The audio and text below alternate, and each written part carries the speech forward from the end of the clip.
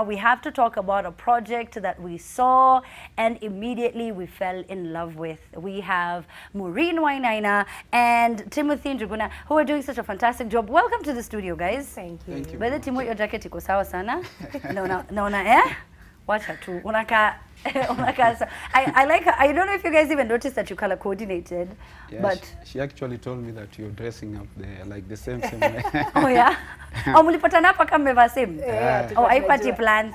No. But welcome to the studio, guys. Thank so you. sasa niambieni juu ya Jenga Keja. Okay, Jenga Keja ni project ambayo inafanywa na vijana na ilianza 2015. Jenga Keja as in Sheng name ina connotate inasema kujengea watu nyumba as in keja. Na tumekuwa tukijengea wale wasia wajiwezi nyumba for a period of like maybe now like 3-4 years. Oh wow. Yes. That is a very long time. How did it start? Kitambo used to do charity. It started as going to visit like children's homes and stuff. So we thought maybe we can do something different because at first guys get to visit these children. Then you go for a particular day and then you bring food stuff and everything. And then after a month the food is done and now you have to come back again and again. I'm not saying it's not a bad thing, but we thought let's do something permanent. Let's leave something for someone. So we thought, why not build a house for a person who is less fortunate? So it started with a father. Yeah. Go ahead. It actually started with a father who had 2 kids at a place called Mayaihe. These 2 kids were, the father was kind of, they were living in like a cow shed or a goat shed. And the house itself was, they had been given to stay there. So when it rained, they actually had to hide under one corner. And sometimes when it rained, these 2 little kids had to go hide inside the toilet itself because the house was not like a house in itself. So we met up, we posted on Facebook, friends came in. The first house that we did, we actually did it for three consecutive Sundays. But now we have gone on. We usually do it on 3 days. 3 days like a Friday, Saturday, and a Sunday. So how do you choose the cases to help? Which families to help? Do you, I mean, mnakanga chini mnazikagua, unaelewa Maureen? Like what exactly do you look for and then you say, huyu sasa tunaweza msaidia, huyu tutamsaidia? Well, in most cases we make a pre-visit. Like sometimes we get calls. We have some ghettos back at home, you know, and then guys would call since they know what we do. And then like, you need to come and check out our house. And then you can tell us whether you can help out. So Timothy and I, and maybe a few, we make a trip there just to go and see exactly what this person is calling about. So when we get there, we check. We try and modify which house to pick. And then we come, we bring it to the committee, and then we just decide, is this case suit for it? Na mko ngapi kwa hii team, hii committee? The committee is made up of like 6 people, but the group is big. It's a walk-in group. If you're interested, you just come when you're building. We go build and you offer whatever you can offer when you're about to build. It's not that it's closed. We are a CBU, but it's not a closed group. It's a very open group. If you have materials, you can offer materials and also join us when you're building. It's like a walk-in group. You come in. If you're giving materials, you can give materials. If you want to go labor with us, you join us on the day that you're going to labor. That is how we work. We're very much open. I'm actually joining you guys very soon. In fact, I was supposed to join you this week, unfortunately. But I will join you, I think it's this coming week, if I'm not mistaken. You guys are doing such a fantastic job. Lakini pia si rahisi, na si cheap. So how do you guys get funds? Ama mkona job, nyi wenyewe mnafanyanga jobs gani? Antoka Timuka unafanyanga job gani? Wacha niseme, watu wengi kwa hii group, we are hustlers who have a heart that wants to change society. And we believe that we cannot go there and preach change if you're not partaking the change. So we came together and decided that for us, for this generation, wacha tukuje pamoja, tushikane, to change maisha ya watu. Wase wengi hapo wenye tunajenga nao hao ni mahasla, lakini wako tu na ile hati ya kutaka kusaidia. Kupata funds inakuanga ni kitu hard sana. We usually take a picture of the house. For example, if it's a woman with maybe 5 kids who are living in a very squalid conditions, the house is very bad on its knees. When we post, it takes like 2 or 3 months, depending on how people react to what we post. After we post, we make we have like a certain date, like a Friday, Saturday, and Sunday. Like the last house we did on Mashujaa Day, we did on a Friday, on 20th, and on the 21st tukamaliza Sunday. Yes. Na nyinyi wenyewe ndo mnajenga. Sio wenyewe ndo ujenga, hata ukikaa utashangaa tu pale unakaa unaambiwa sasa wewe beba hii kata, unaona? Kamata msumeno ni kusaidiana, because sometimes where we build sometimes we build in a ghetto. Yeah. We build in a ghetto where you get where the materials are kept zinawekwa chini. You walk like 500 meters hapa una walk juu. So kuna venye materials tatoka chini zifikie fundi. So when we come, if you are 40 of us, we give out chores. Ladies, kazi yenu ni mchanga. Gents, kazi yenu ni mawe. So ni kusaidiana mpaka nyumba inaisha. Wow. You know, housing is part of the Big Four agenda. Are you getting any assistance from government? Have you approached government? We've tried. Because we've tried. Oh, you have? Yeah. And what is the response that you get? Let me say, part of them came, was it last year during elections? They came during, I think they came during the first house. Like I think my member of parliament came in through the first house. After some time, after you beg them, unaweka kando sasa unasema sisi venye tumejiamini, love ya Kenyans ni kubwa kuliko love ya politicians. Wow. And God willing tumetengeneza, we had our 12th house hii Mashujaa Day in 3 years. Sasa unaweza beg politician manze mpaka unaona sasa wacha unaacha kubeg sasa. Yeah. Mimi naamini na mwenzangu unaona.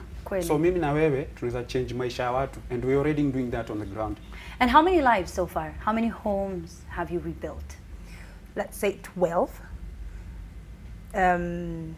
Or even more, because not only houses we build. We take like children who've not yet gone to school. Then we find guys, these guys, the well-wishers, we have them in the team. And when we call them, probably we've taken a home. It's not just building the house. We need to see, these children, are they getting education? If there's not link to that, then we get guys. And guys come in large numbers. That's the finest thing I find in people. They kuja, big numbers. Someone says, oh, I'm going to pay school fees, I'm going to buy uniform, I'm going to do this and that. And not only in the homes we're building, but also in the surrounding. Yeah. So it's more than 12. Actually, we've worked with more than 30 kids. Some are kids who have disabilities. Some are kids who need to go to school. Some are kids who've never gone to school. And we've seen God's hand. When we post a story, when you go to a home, we go looking, maybe seeking that we may build them a house. But when you get there, the stories that you get, maybe you'll end up maybe looking even for a kid's education, helping him or her to get education. You'll end up looking for a bed, because some of the conditions that people live in there, like for example, you go to take picture of a house that you told is bad. When you get there, you get the family is living badly, but you get a thin-veiled mattress like this one. When you go back like a month after, the mattress is still outside. The clothes that these people are wearing are the same clothes. A woman is putting on the same clothes. A woman has a small baby, pengine mtoto hajanyonya. Bwana huyu mama unapata anafanya kazi huko mtaani. The amount of money he can get in a week for this family is maybe 1,000 bob. This woman has like 5 kids na mwingine ananyonya, unaona? Wow. Alafu unatopia shida nyingine, kwa sababu pia kwa show leo tunaongelea story ya condom use. Pia issue nyingine inakwanga na hii ni kila mahali. See, I know it's a bit prevalent in the slum area, but teenage pregnancies. Wasee waongelesha nangi juu hizi vitu. You know what I mean? And I bet hata mkiananga kuongelesha wasee mnajipata tulikuwa tumekuja kujenga hao, and then you end up now doing a lot more. Mnawapatia chakula. You know, and then pia mnawaongeleshanga juu vitu kaizo. Well, I remember last year, tulikuwa tumeenda mahali kunaitwa Goriondito. And that man, he's a young man. He's not even 40, but I think he has 6 kids. He was actually, I think, 25 years old. Yes, 25 years old. with 6 children. 25 years old, and the lady, he married the lady when she was like 16 years old. So lady alikuwa ni kitu 21, 25 gent, lady ni same. And I think by the time they were married, the lady had a kid or 2. So when you get there, it's not only such a home. Unapata even surrounding, my neighbors wake wako tu hivyo wako na watoto. So that's when we just come in and Tim was like, hey, nyinyi wanawake muongelesha wanawake, and we just have to talk about it. We have to talk about family planning. I mean, if you bring up these kids, how are we gonna help them out? School? Yeah, yes, true. Yes. Sometimes we even get them professionals who know how to help them when anamwambia fanya hivi, fanya hivi, fanya hivi. That's good. Hey, manzi, you guys are doing a lot. Jenga Keja, Mungu wa bless. Yani, you know, I hear stories of what people are doing, and it really challenges me, and I hope it challenges our viewers every time we bring these stories to the fore. It's to tell you, I know that we rely a lot on the next person, and we say tunaomba serikali, lakini unaona Timothy na Maureen na wase wengi sana kama hao, they do so much for the community, and it's such a thankless job because one, they don't get that recognition. You know, the other day I was at the UN, if I can share a short story, and you know, the people who give so much, they will not be on the billboards, they will not be on the cover of the magazines, they will not constantly be featured here and there, but you guys are doing so much, and I want to tell you that we recognize and we appreciate, and you guys are doing a fantastic job. So I know that you need some kind of assistance, and of course I know you need funding. How can people reach out? What sort of assistance would you want from the person who's watching right now, Maureen? Wow. Here, maybe that is big time, because you don't only want to build 10 houses, you want 10,000 houses built out there. You want to make a change, and well wishes. Just bring in your donations. We need materials to build. Yeah, we need monies and all these things. We need equipment. We need materials. We need equipment. We also work with old materials. If you have a door, if you have mabatis, you can help us. You will never know how much your old mabatis means to someone else. Unaona, hata dirisha yako mzee, hata upatie mchanga, beds. We also need beds because where we venture is very, unapata huko yani kitanda, kuna mtu analalia 2 twigs na ni baba, mama, keja moja 8x8. Inanyesha yani ukianza kunyesha ni kushift, unaona. We also need like people who may walk in. We have a Facebook page which is called Jenga Keja. Unaweza to contact through Jenga Keja. We also need corporates who can come in and team up with us. We need like cement factories. One can give cement, ingine anapatia na mbao, ingine anapatia na mabati, ingine mchanga. Inakuwa easy for us maybe to reach that dream of ours, which is 10,000 to maybe even 1 million houses, because there's no big dream. Why not? Why not? Each dream can be realized. Hakuna kitu ngumu. Hakuna kitu ngumu. God akiwa hakuna kitu ngumu. Wow. And what? Na pia nataka kuambia wa Kenya, watu wanaishi mbaya. Ukiona unaishi nyumba ya room moja na ni ya mabati, ambia Mungu asante. Kuna mtu anaishi mbaya lakini ana appreciate. So always give thanks to God, and if you feel like you want to give out, kindly reach out to the people who are living badly. People are living in denial. Ati watu wote wanaishi mzuri. Ukienda slum, ukienda ghetto, hata utarudi huko tena, pengine utoroka tu. Unaenda kupiga picha, unaona mwenye ameenda kupiga picha, amejificha kidogo, anaenda analia, alafu anarudi, unaona? That is true. What are you working on right now? Which house? Right now we want to go to a place called like Solai, kwenye kulikuwa na shida. Kwenda Solai maybe December. Cause huko pia watu wana shida, alafu kuna ile issue ya death.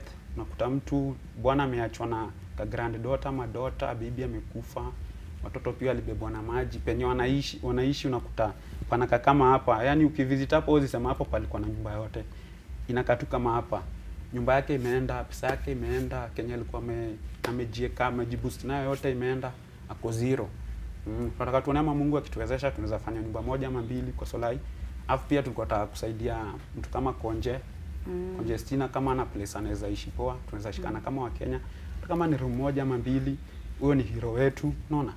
Huyo ni hero wetu. Okay. All right. Thank you guys. Hey manze, Jenga Keja, Jenga